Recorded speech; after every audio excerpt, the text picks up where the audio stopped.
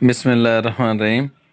आज मैं आपको बहुत ही खूबसूरत जगह पर मगज़ बनाकर दिखाऊंगा, और ना सिर्फ ये लजीज डिश यहाँ पर बनाऊंगा बल्कि इसका तरीका भी बताऊंगा कि इसको आपने बनाना कैसे है।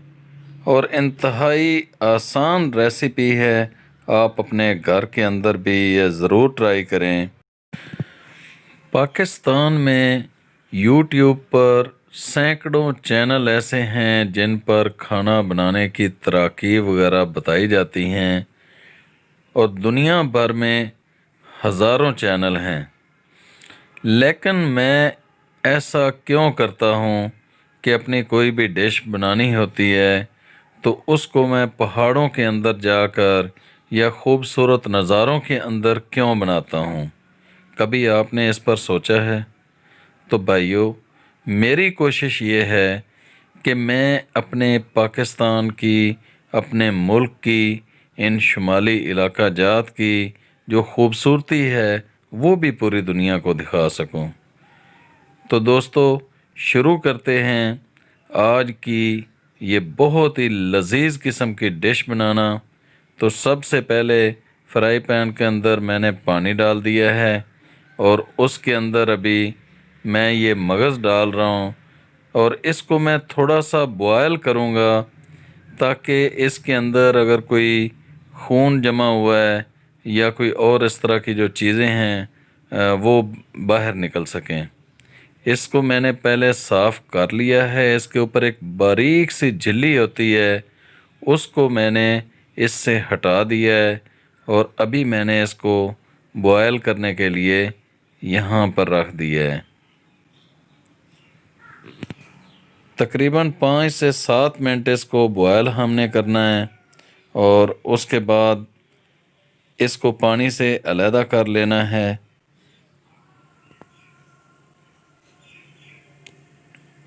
तो हमारा मगज़ तकरीबन इसको 3 मिनट हो चुके हैं।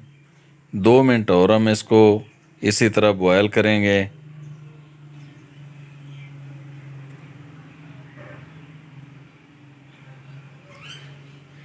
हमारा मगज़ बिल्कुल बॉयल हो चुका है। अभी हम तकरीबन 1 कप ऑयल डालेंगे। उसके अंदर तकरीबन 2 कटे हुए प्याज शामिल करेंगे, और इसको तकरीबन 3 से 4 मिनट तक भूनेंगे। जब प्याज थोड़ा नरम हो जाए और कलर इसका ब्राउन होना शुरू हो, जिस तरह आप ये अभी देख रहे हैं,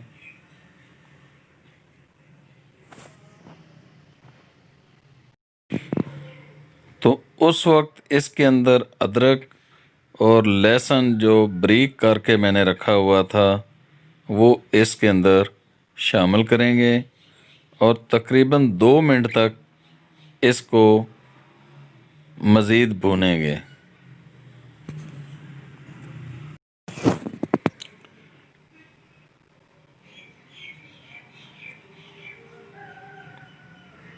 उसके बाद इसके अंदर टमाटर जो कि मैंने जूसर मशीन के अंदर बारीक कर लिए थे वो शामिल करेंगे।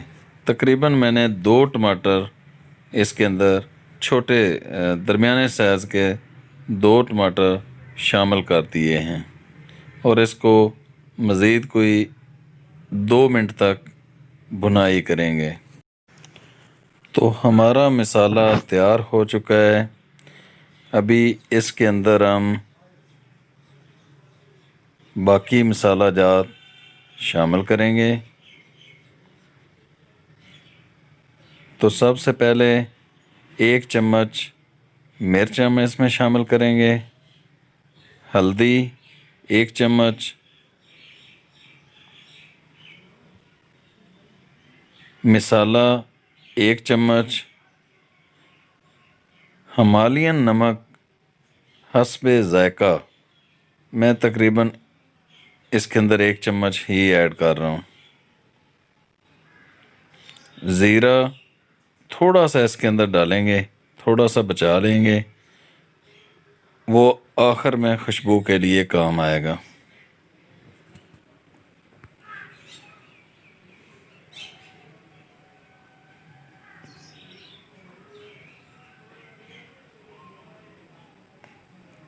تھوڑا تھوڑا سا پانی شامل کر کے تاکہ یہ مسالہ ہمارا جل نہ جائے، تو اس کو تقریباً 2 منٹ تک بھونتے رہیں گے۔ اب اس کے اندر ہم مغز کو شامل کریں گے،